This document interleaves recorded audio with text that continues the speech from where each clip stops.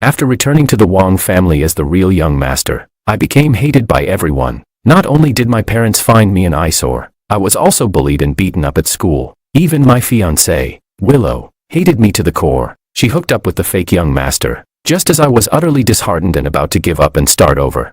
I was suddenly bound to a show-off system. Amazing. My golden cheat finally arrived.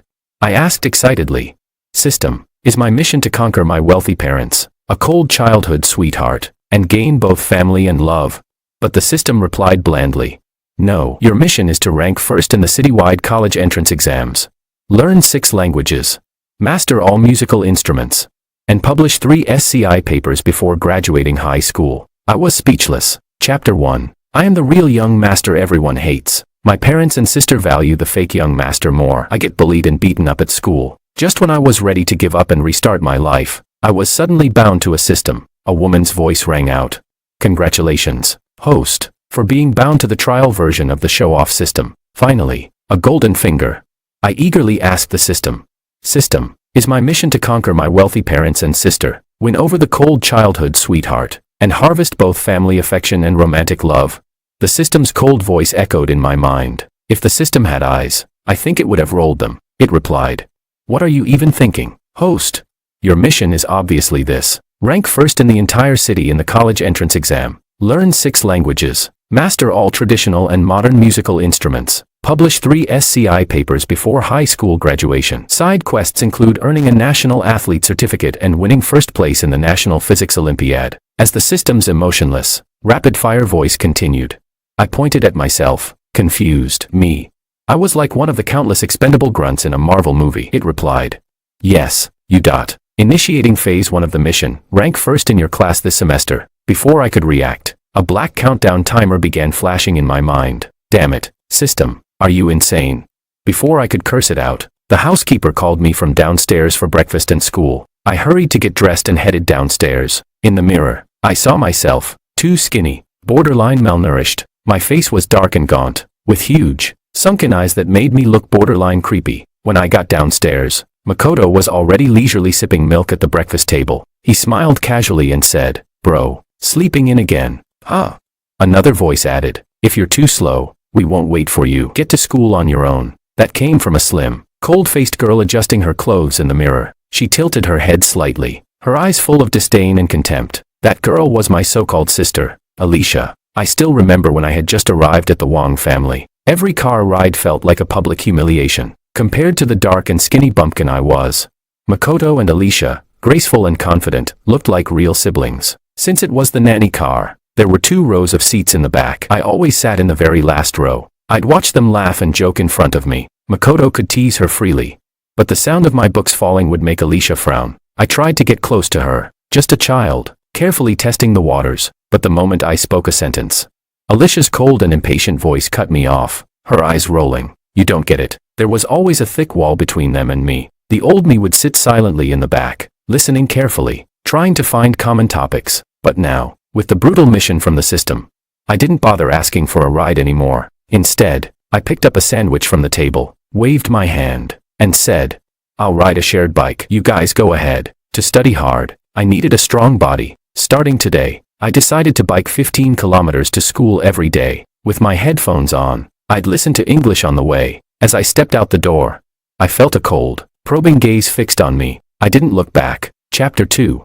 I clattered my way to school on a shared bike. It was my first time riding one, so I wasn't fast enough. By the time I arrived, I was already late. The teacher didn't like me much, since I was known as one of the worst students, so she made me stand outside the classroom. I pleaded, "Teacher, can I stand inside the classroom? I want to listen to the lesson." She looked at me suspiciously. After all, in her memory, I usually just slept through class. But under my sincere, pleading gaze, she eventually nodded. I quickly entered and stood at the back of the room. It was a Chinese literature class, and though I could barely hear clearly, I tried my best. My pen flew across the page as I took furious notes. Even if I didn't understand everything, I knew that for Chinese, accumulating vocabulary and model answers was key. More notes meant more tools. I knew my reputation among the teachers was terrible, so to build rapport, I not only stared at the teacher intently, but nodded from time to time. "Did you all understand?" the teacher asked. The class was dead silent. Only my voice answered, "Yes, I understood." The teacher froze for a moment and casually said,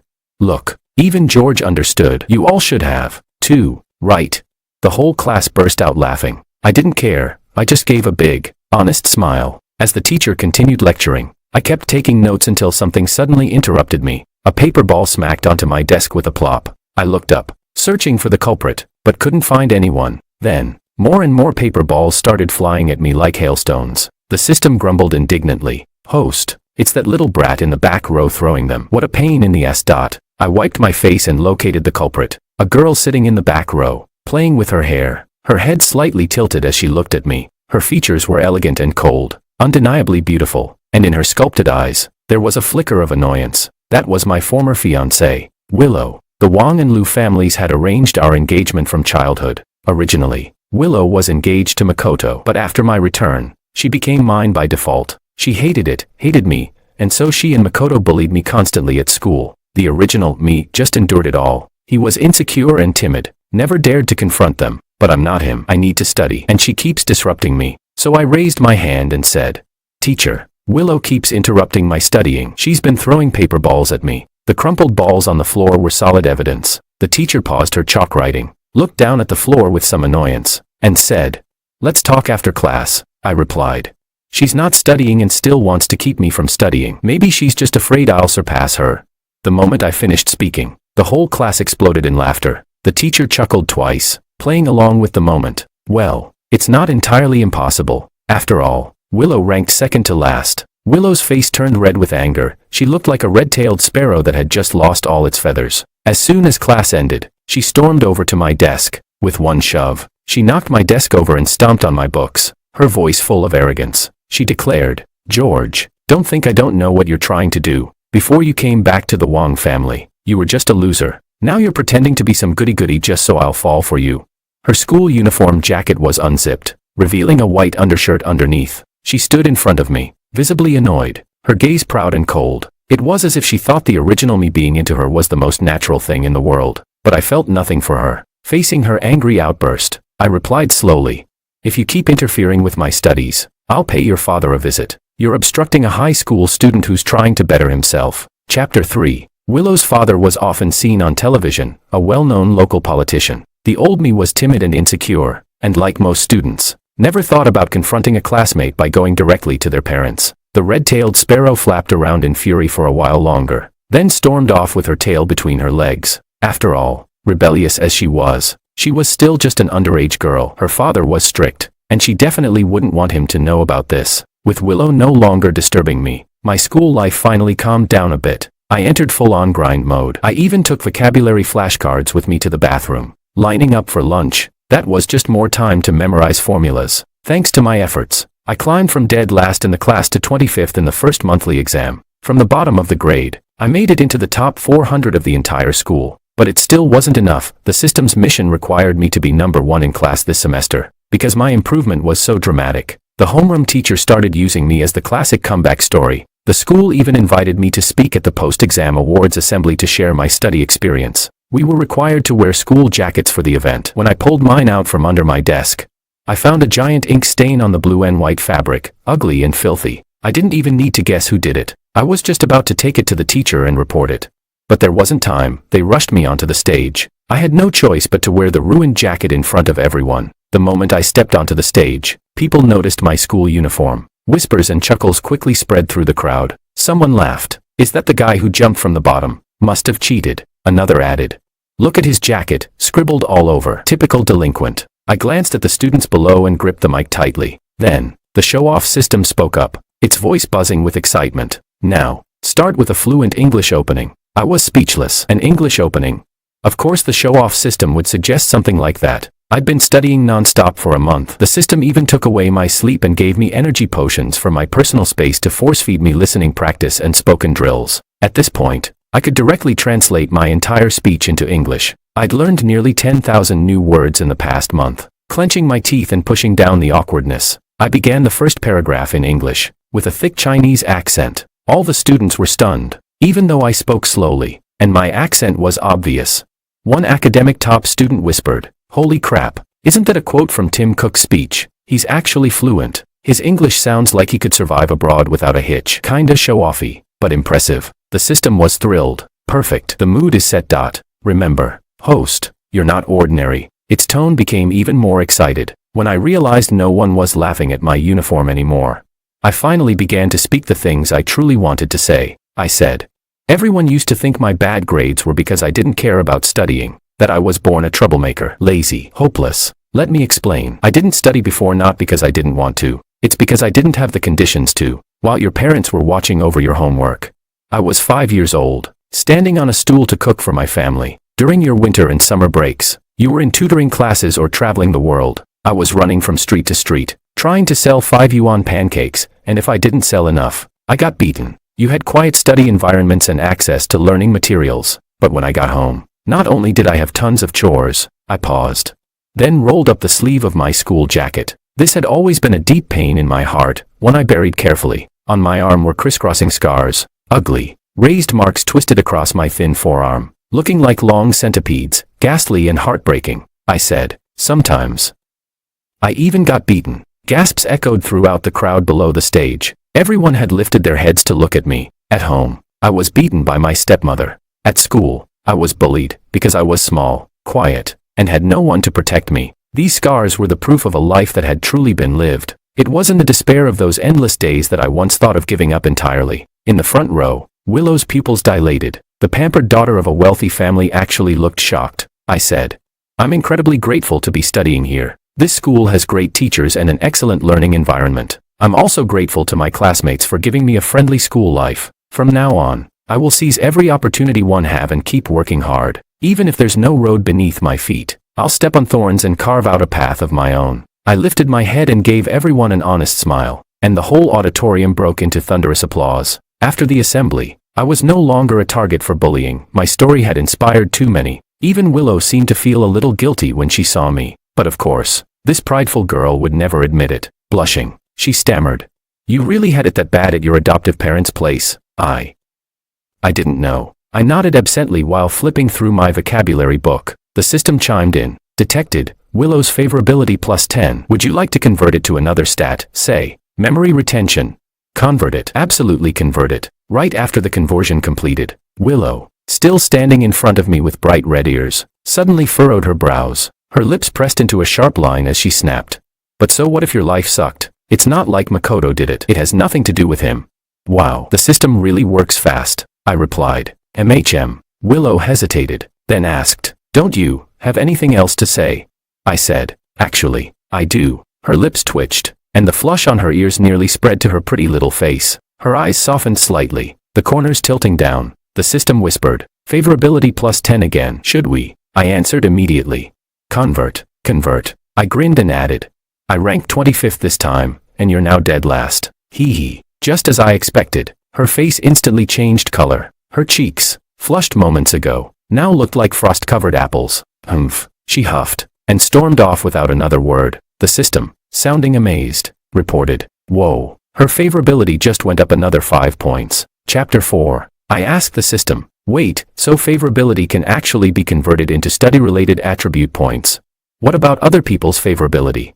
If that works, I could go dance on TikTok and rack up fans to boost my stats. The system gave a soft chuckle and replied, host, please stop daydreaming. Only favorability from people who have a close relationship with the original host can be converted into attribute points. Fine. So much for my dream of juggling schoolwork and going viral during fall recruitment season. Because I did well on the test, the teacher even called my parents to give them some positive feedback. But when I got home, I still wasn't recognized by the Wong family. Ever since my return, Makoto had been targeting me. The original me, timid and insecure, had already been deemed worthless by Father Wong. Father Wong was a very pragmatic man. It seemed like he didn't really love his children, he only evaluated their utility. Makoto was meticulous. Alicia was smart and graceful. They were exactly the kind of children he wanted. But since I had a history of being abused, I was timid in both speech and behavior. So, naturally, Father Wong didn't like the original me. Mother Wong was a housewife. Even if she felt sympathy toward me, she chose to side with her husband. She didn't dare show her own opinion. While we were eating dinner, Makoto just so happened to bring up my exam results. He said, I heard my brother ranked 25th in the class this time. That's a pretty insane jump, almost miraculous. Well, I do have a system, so yeah, it is a miracle. Makoto drew out his words, half smiling, then said, Bro, you didn't cheat, did you? I mean, doing badly is fine, but if you cheated, that would bring shame to the family. I'm just worried, you've just come back, and maybe you don't really understand how things work. His tone sounded almost like he was giving me friendly advice. Before I could say anything, the system exploded in my head. Damn, Makoto, you are such a manipulative little snake. If I weren't a system, I'd rip your mouth open right now. The next second, it calmed itself and said, Host, don't rip him just yet. You'll lose character points. Focus on your mission. Once it's done, you'll get your chance to crush him. I was speechless. Alicia paused briefly, her eyes flitting toward me, then she looked away like nothing happened. I couldn't help but think, what are you looking at? What's it got to do with you? Father Wong lifted his head at Makoto's words. His expression was cold, and his tone interrogative. Makoto has a point. Was your test result real? Everyone at the table turned to stare at me. I answered, no, it wasn't. Makoto immediately smiled. Alicia frowned slightly, but in the next second, I continued calmly. I didn't perform that well. I'm aiming to rank number 1 in the class for finals. Makoto raised his voice, shocked. That's impossible. You used to be at the bottom of the class. I smiled and said, that's why I've been studying hard lately. You can check my room if you want. I've already finished 10 practice books. That's right, this showing off feeling was amazing. Mother Wong quickly tried to smooth things over. She said, that's true. I often see George studying, too. Father Wong's face slowly relaxed. He muttered, let's hope so. At that moment, Alicia spoke up. She gave a cold snort and said, I happen to have 2 practice test sets. Dare to finish them and show me. The system groaned. Oh great, now she wants to show off. I was beginning to realize this show-off system really loved to complain. Maybe at the beginning, when it was first bound to me, we weren't in sync, but now that we'd spent some time together, the system complained every single day. Sure, I nodded. After all, I knew Alicia didn't really want to give me the papers. She just wanted to check whether I'd cheated. But whatever, let her check. I wasn't scared. I decided I'd skip sleep tonight. Right now, even my sleeping time was spent in the system space, studying, for the sake of becoming number 1 at the end of the semester. I was all in. The system chimed in. Host, don't forget, one of your side missions is to earn a national athlete certificate. So, what sport do you plan to train in? Personally, I'd recommend long-distance running. Quick results, though yeah, kinda miserable, I replied. Then let's go with long-distance running, the system said. Long-distance training task activated. From now on, you'll run to school every day. Okay. I frowned. You mean I have to run all 15 kilometers to school, with a 5-kilo backpack on my back? The system responded cheerfully. No, your load isn't 5 kilograms. It continued. First month, 5 kilograms. Second month, 10 kilograms. Go George, go. You've got this. I clenched my teeth and muttered. System, I would very much like to respectfully greet your mother right now. Chapter 5. My current life, pure suffering. Every morning, I watched Makoto and Alicia ride to school in a luxury car, while I had to run 15 kilometers with weights. The system said seriously, endure the pain, and you shall reign supreme. But I had to admit, in just a month, my physical condition had improved significantly. I'd gone from skinny and scrawny to muscular and agile. To complete the National Athlete Certificate mission, the system suggested I sign up for the school sports training program. That's how I ended up face-to-face with Willow in the gym. She was wearing a tight, form-fitting training outfit. Her skin was fair and smooth, and the lines of her legs were toned and athletic. She rolled her eyes and said, George, what stupid trick are you playing this time? I asked the system, hey, what's your honest opinion of Willow? The system snorted, pfft, she's nothing special. Willow saw me staring blankly, not responding, and probably assumed I was looking down on her. Her ears flushed red, and she bit her lip. You still have feelings for me, don't you? Even though I'm your fiancé now, my heart will always belong to Makoto. The system muttered. She's completely delusional, and her favorability score somehow still went up. I said, convert it. Now, I dumped the new attribute points into explosive power. Willow was technically part of the track and field team too, but she only showed up to avoid classes. I, on the other hand, officially began my training with the team, but it didn't go well. Most of the team thought I was some new guy chasing after Willow, especially after everything she'd said. They all assumed I was just another simp trying to get close to her. Makoto didn't help either. He often came to pick Willow up for lunch, dropping vague hints that I had ulterior motives toward his girl. So, the team started to alienate me, spreading rumors, giving me the cold shoulder, but they didn't do anything worse. I kept my mouth shut and trained like hell. My chance to prove myself came with the upcoming citywide athletic meet. The coach needed to pick someone from the team to represent us. The system pushed me. Turn in the registration form. Do it now. As soon as I did, chaos broke out. The moment I submitted it, it was like a war had started. Competition and long-held resentment exploded. The team cornered me in the locker room. Makoto was there, too. Someone snapped. You just got here. What gives you the right to submit that form? The team captain shoved me, eyes blazing. You're just here because of Willow, right? Now you're trying to steal a spot in the city meet too. Makoto added fuel to the fire. Bro, just withdraw. You can't compete with guys who've trained for years. I replied calmly. Isn't it a team competition? Whoever wins the trial goes. I just submitted the form. But hey, what if I lose? The captain was momentarily speechless. I asked. Or, are you guys just afraid I'll beat you? I gave the whole team a skeptical look. The captain quickly shook his head. Of course not. We've been training way longer than you. I shrugged. Then what's the problem? What they didn't know was that I ran 15 kilometers every day. But Makoto knew. He sat in his Benz and watched me grind every morning. Seeing the captain hesitate, Makoto got anxious. No way. What if he's secretly been training? We should just break his legs now and settle this. The second he said that, the room went dead silent. We were all stunned. The captain stared at him, speechless. Dude, that's insane, he muttered. Even the system was stunned. He's actually lost it. Chapter 6. Naturally, no one took Makoto's suggestion seriously, but his slip of the tongue did cost him some supporters around school. The system commented coldly, ignore Makoto, he's just a clown, then added, remember this, host, your goal is always to become stronger, to fight on bigger battlefields, where the real resources are. After submitting the registration form, the track competition was about to begin. Of course, I didn't end up competing. That morning, Makoto drugged my drink. I spent the entire morning in the bathroom with diarrhea. I was speechless. I asked, System, why didn't you stop him?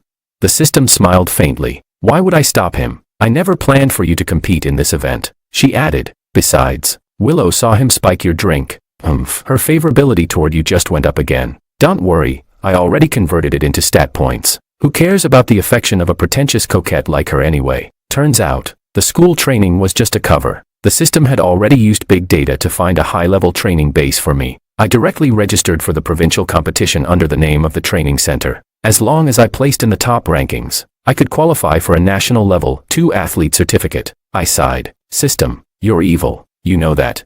She snorted. George, do you know what the highest level of showing off is? It's when you pretend to suck, and then flip the table and slap everyone in the face. I followed the plan. Thanks to my attribute boosts and brutal training, I got a pretty solid result. While I was waiting for my national athlete certificate to arrive, Makoto started spreading rumors about me. In a weird way, I had to admire his energy. If only he used it for something productive. The system mused. I've found the perfect career path for Makoto. Don't you think he'd make a fantastic internet troll? Maybe if he stopped targeting you and just focused on being a full-time hater, he could finally find his true self, Makoto said to a group of his buddies. That simp claims he's training for sports. Please, he's obviously just trying to get close to Willow. She's my girl. Like she'd ever fall for him. What a joke. I was just about to retort when a voice came from outside the classroom. It was Willow. Stop talking nonsense, she said coldly. I don't like George. That's true. But he's also never said he liked me. George is not a simp. She glared. George really has been training for athletics. And as for why he didn't compete in the last meet, Makoto, I think you know the answer to that. She rolled her eyes and shot Makoto a glare of pure disdain. Makoto's face went pale like he'd been struck by lightning. He stood there, stunned, clearly shocked that Willow would speak up for me. The others started looking at me and Willow suspiciously, as if there really was something going on between us. Makoto clenched his jaw. George, damn, you've got guts. With one final glare, he slammed the door and stormed out. Sensing the shift in the room, I immediately tried to distance myself. They're just having a lover's quarrel. It's got nothing to do with me. I don't even talk to Willow at school. I don't even have a phone. I raised my hands, playing the innocent card to perfection, just as people were still wondering if my sports training had some ulterior motive. The school bell rang. Our homeroom teacher walked into the classroom, holding something in his hands. George, he called out, your national athlete certificate has arrived. Come to the podium and pick it up. Yes, sir. The whole class went dead silent. In the back row, Willow scoffed and said proudly, see, that's what real sports training looks like. She added, with a smug smirk, if you said he wasn't serious about it, you owe yourselves a double face slap. The system chuckled. Bravo, Host. Another flawless flex successfully delivered. Chapter 7. Having completed another phase of my mission, I gained a massive amount of attribute points. Makoto was left utterly humiliated. He seemed to realize he could no longer damage my reputation at school. But there was still one battlefield left, the Wang family. Alicia and Makoto were very close. Even though Alicia was my biological sister, she clearly favored Makoto, the fake brother. I once asked the system, puzzled. Why does Alicia treat Makoto better than me, even though I'm her real brother?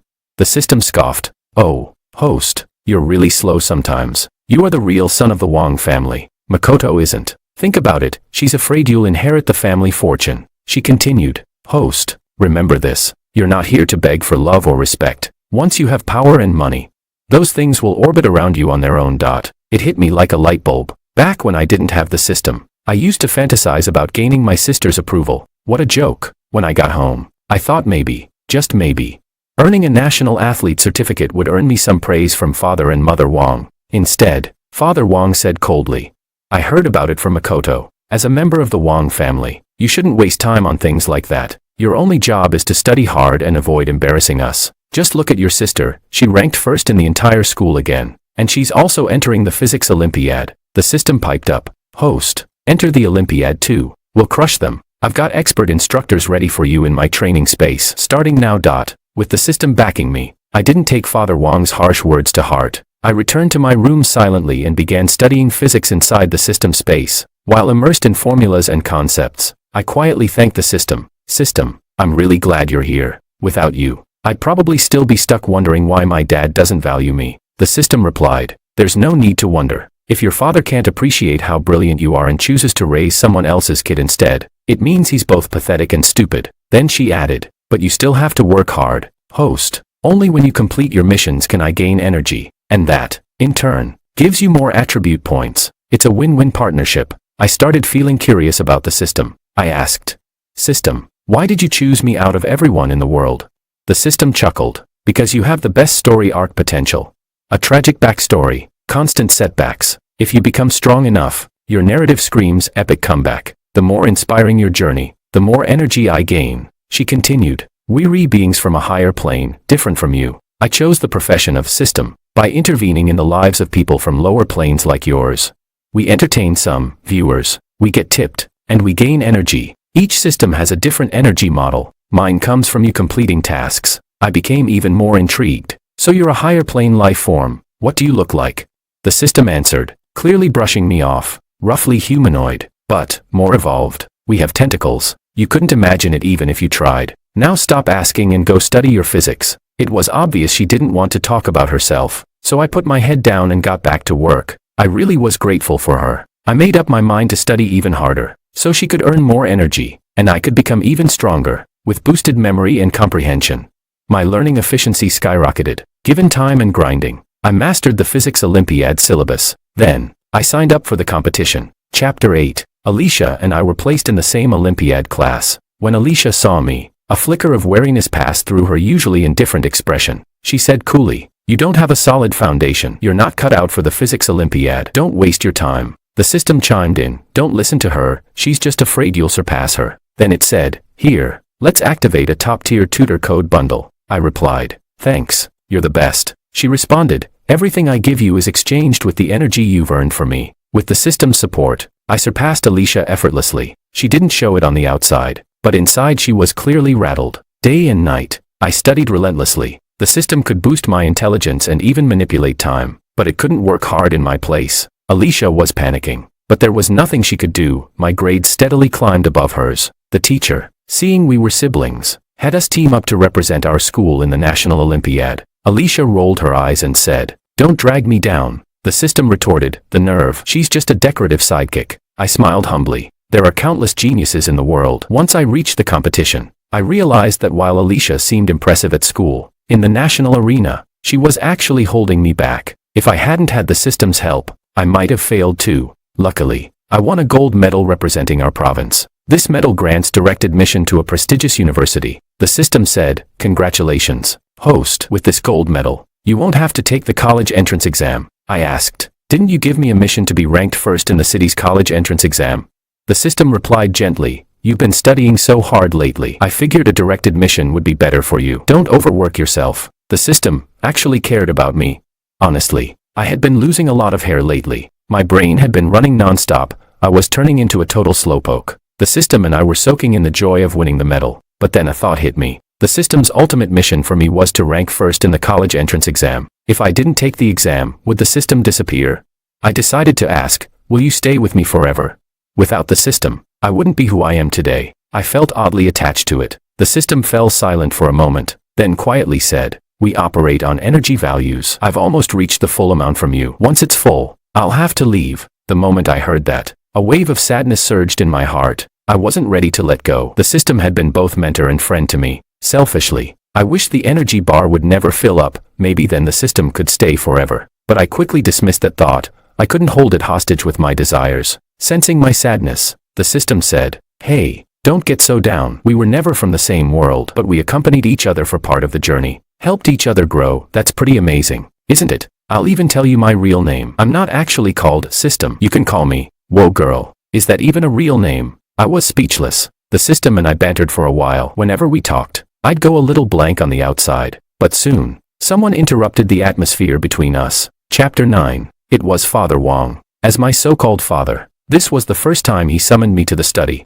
This room symbolized the family's power and resources. I thought maybe he had finally decided to give me a share of the Wong family's assets. The aging patriarch sat on a dark leather sofa, his voice firm and cold. He said, there's a guaranteed admission spot at your school. I've already spoken with the principal. We're giving it to your sister. This way, she can start college a year earlier and help out at the company. Don't feel slighted. I'll transfer 300,000 yuan to your account. Go buy yourself a decent car. Father Wong studied me with a look that brooked no disagreement. Alicia, who stood to benefit, sat arrogantly to the side without even sparing me a glance. I said nothing, but the system in my head was about to explode. It snapped. Are they insane? What's 300k worth compared to the value of that direct admission? Even 3 million wouldn't cut it. It fumed. They're stealing your success and making it look like they're doing you a favor. I can't take this. What kind of trash father is this? I muttered. It's no use saying no. Father Wong clearly already settled it with the higher-ups. The system replied, why should they rob you of what's rightfully yours?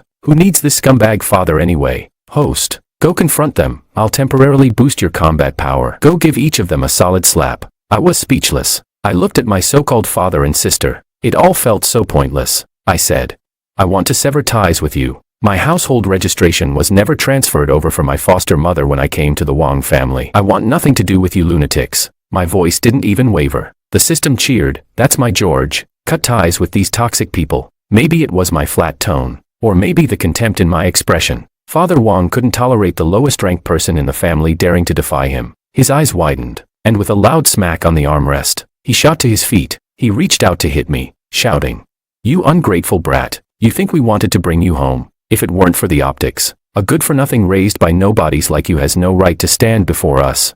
I sneered. You say I was ruined by being raised by outsiders. Then how do you explain your son losing to me in every exam, or your daughter needing to steal my Olympiad spot? Sounds like the real failures are your biological kids. The moment those words left my mouth, Alicia lunged at me and clawed at my face. The sharp sting from her nails tore a hiss out of me. Whoa Girl snapped. Rip them apart. Let's convert all stored energy into combat power. In a flash, I felt strength surge through every inch of my body. As Alicia reached for my face again, I punched her squarely. Crack. I felt her face collapse under my fist. The next second, she dropped straight to the floor. I roared. Sever all ties, or I swear I'll report you. I want nothing to do with this rotten family. I held up my fist. Father Wong took a step back, voice trembling but still trying to sound tough. He said, I'll get someone to handle it. From now on, you're no longer part of the Wong family. Wiping off my knuckles, I replied. No one ever wanted to be part of it. As I stepped out of the study, I ran into Makoto. He was standing there smugly, a mocking smile on his face. So you finally fell out with father, huh?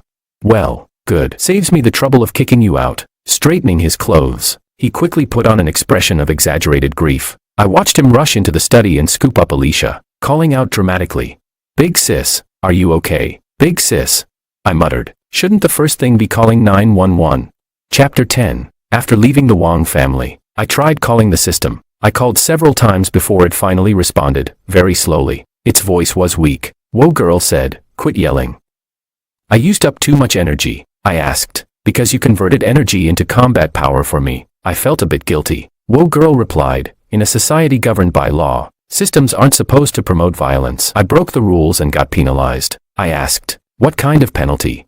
The system whispered, just lost 2 of my tentacles. It's fine. They'll grow back. I might even give them to you as a souvenir someday. The more she talked, the guiltier I felt. I hadn't felt bad earlier, but hearing she was actually hurt, that stung. I said, send me more tasks right now. I'll do them all and recharge your energy. The system went quiet again. I could hear her softly hissing in pain. After leaving the Wong family, I took my ID and some cash. I went out to find a place to stay. The system and I walked along a busy street, the night sky draped in ink, with a bright full moon hanging above. Gentle moonlight spilled onto the pavement. Calm and serene, I walked in silence, talking to the voice in my head. Whoa girl, don't be upset. I may have lost the Olympiad guaranteed admission, but I'm out of that crazy Wong family. And this way, I get to take the college entrance exam and earn first place in the city, for your energy. Her annoyed voice came through. Wasn't I just trying to make things easier for you? That's why I set the goal to end at the direct admission. Do you really think it's easy to get first place in the city's college entrance exam? You already study 18 hours a day. I'm worried you'll burn out. Even though she sounded angry, I knew she was just worried about me. I chuckled quietly. It's okay. I'm used to high-pressure study already. Whoa girl, just wait. I'll earn all the energy you need. She replied, humph. Classic tsundere from Whoa girl. All right then. Father Wong soon officially severed ties with me. The household registration book was finally mine. Of course, when he threw it at me, he still put on a show. Don't come crying back later. The Wong family won't welcome you again. As for my mother, of course, she chose to stand with him. She shed some pretty tears as I left, her voice trembling with concern. Just apologize to them. That'll be enough. I ignored her. Maybe she did love me, but it wasn't enough to make her stand up for me. After that, the system barely talked to me. With her energy so low, she could only speak to me for short periods each day. She couldn't boost my studying anymore. I had to rely entirely on myself. I still remembered the task the system had given me, to learn languages. So I chose Spanish and Portuguese. I followed online courses, watched lessons. The task didn't require fluency, just to learn. I squeezed in time whenever I could, hoping to help her recover more energy. After cutting ties with the Wong family, Willow came to see me once. Her face was as red as a ripe apple, glowing in the sunlight. She lowered her head, as if summoning all her courage, then spoke slowly and carefully. I know what Makoto did, and I know the Wong family has abandoned you, but I really admire your determination and hard work. I don't like the Liu family either, but I'm not brave enough to do what you did. If you don't mind, I'd like to help. My dad saw your grades. He said you have a bright future. He can help keep the Wong family from bothering you. Looking into her clear and sincere eyes, I let out a casual, "Oh, thanks." Willow instantly lit up, her eyes curving with delight. After a long silence, Whoa girl finally messaged me again. She gave a little snort and said, "That girl definitely has a crush on you." Her affection points just spiked. I replied, "Converted to your energy." The system responded, "George, remember, don't get lost in romance. Once you succeed, you'll have girls lining up. No need to fall now." I couldn't help but chuckle. I said, "System, let me tell you a secret." She answered, "Don't tell me. You actually used to look forward to Willow." Yeah, back when I just returned to the Wong family, no one in the house liked me. All I knew was that I had a so-called fiancé. I had naively wondered if maybe she'd be someone I could talk to, at the very least,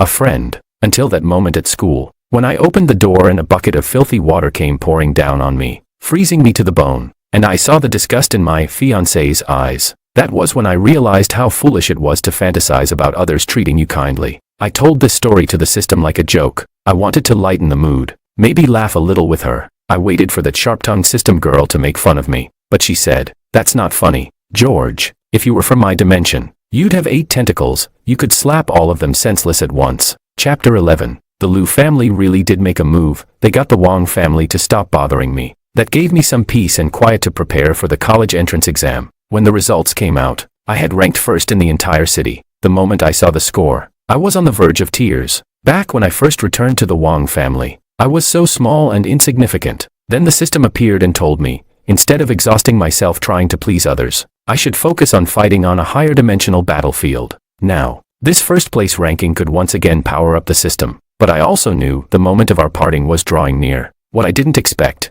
though, was how brutal that parting would be. After the results were released, I became the center of huge attention. Media outlets wanted interviews. Business leaders reached out with sponsorship offers. Willow's father, ever the schemer, dug up the fact that I had been kicked out of the Wang family and used it to fuel a smear campaign against them, all to publicly damage the Wang family's reputation and give the Liu family an edge after the engagement had been annulled. The internet exploded with criticism. Fake heirs passed off as real, gold mistaken for scrap. The Wang family became a target overnight, but none of that had anything to do with me. I didn't care about the Wang family. I only cared about the system. Every day, I asked, "Whoa girl, when are you leaving?" She'd reply, "Why do you keep asking? Can't wait to get rid of me," I said. "It's not that. I just want to know, will I ever see you again?" She replied, "You should wash up and sleep early instead." Did the system not believe in us either? She told me not to daydream about things that had no future. Focus on the present. Don't be sad. Just keep moving forward. I shook my head and buried those thoughts deep down. Because of all the attention I was getting, and because the Wang family's reputation had taken a hit, their stock price even dropped. Makoto and Alicia decided to strike back, and they chose the dirtiest method. They plotted to frame me for sexual harassment. In today's society, even a genius can be destroyed if he's caught in a scandal like that. Just one accusation, and your name's ruined for life. No one will care whether it's true. It was disgusting, but it was effective. Neither the system nor I expected this. We never thought the spoiled children of a wealthy family would stoop so low. And so, unprepared, I was kidnapped, a blade pressed against my neck, and I forced myself to stay calm, to negotiate. I asked, "Look, man, what do you want? If it's money, I can pay you double whatever they're offering." The guy just laughed and pointed toward the woman waving from the couch. "Relax, bro. Just do what we tell you on camera, and you're free to go." I thought Whoa girl would snap. I thought her voice would boom through my head, swearing like usual, but instead, her voice was calm, serious, like she had made some huge decision. The cold, dim warehouse. 6 men with twisted expressions. They were saying filthy things, but I couldn't hear a word. All I could hear was the system. She said, "Transfer all remaining energy to George. Boost all host attributes to maximum. Beep, beep." She added, "I'm sorry, host. I can't stay with you any longer." Her voice disappeared, replaced by a flat, mechanical tone. "George, all attributes are now maxed out. Duration, 24 hours. My heart skipped a beat. I could see every single movement the men in front of me made, even the bloodlines running beneath their skin. I knew exactly where to strike if I wanted to kill. I stared at the tip of the blade in front of me, and tears started to fall. My system girl had left me. I grabbed the enemy's dagger, dodged all lethal points, and took all 6 of them down with precise, defensive moves. Half an hour later, I walked into a police station and handed over the evidence. Chapter 12. When the incident became public, Makoto and Alicia were arrested. Under immense public pressure, the Wang family collapsed, but Alicia was released on bail. That's when I learned Makoto and Alicia had been secretly sleeping together. She was already pregnant. I hadn't even gotten a chance to tell the system that I planned to enroll in the best physics program in the country. Even after she was gone, I never stopped improving myself. I kept studying. I kept moving forward, because the system had once told me, the purpose of life isn't to win the approval of others. Whether it's the main quest or a side quest, every path leads to one thing, self-evolution. During college, I joined a private group. The members shared their own stories about systems. I couldn't tell which were real and which were fake. I only spoke now and then, until one day, a woman approached me. Her eyes were clear, her voice gentle. "Hi, my name is Sophia. If you want to find your system again, you're welcome to join us." Extra chapter. "Anna, you failed all your tasks this time. You brought 0 energy back to the core. You're getting punished.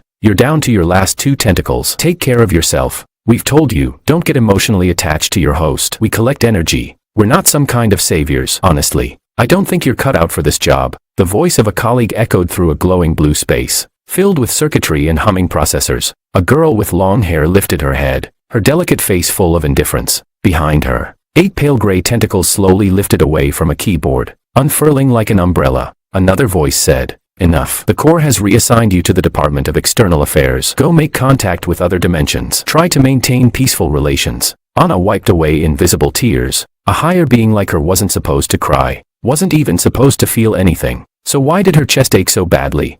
In this society, emotions weren't needed. Everyone carried out the core's assignments without feeling, without thought. And yet, Anna had once scored straight S ranks in every assessment. She walked into the punishment wing as usual, then reported for her new post at External Affairs. 2 of her tentacles were now useless, not for typing, just left to hang there, year after year, waiting for replies from other planes of existence. Anna shook her head. She felt like she was losing her mind. Choosing George had been an accident. She was new at the time, Picking hosts from a pool like pulling cards in a gotcha game. She had hoped for someone stronger, someone better. She got George, and she had personally helped raise him into an SSS-ranked talent. That George, who never stopped working hard, who always kept climbing forward. If only I could see him a little longer. But the technology here wasn't advanced enough to bridge the dimensions. Anna thought, and thought some more. Her tentacles slapped the unresponsive monitor in frustration. Smack, smack, smack. She made up her mind. She'd apply to the research division. Maybe, just maybe, there'd be a miracle. Just as Anna stood up, the computer beeped. A tiny sound, barely audible. But Anna's gaze locked on the screen instantly. Her heart skipped a beat. It was the first signal from Earth.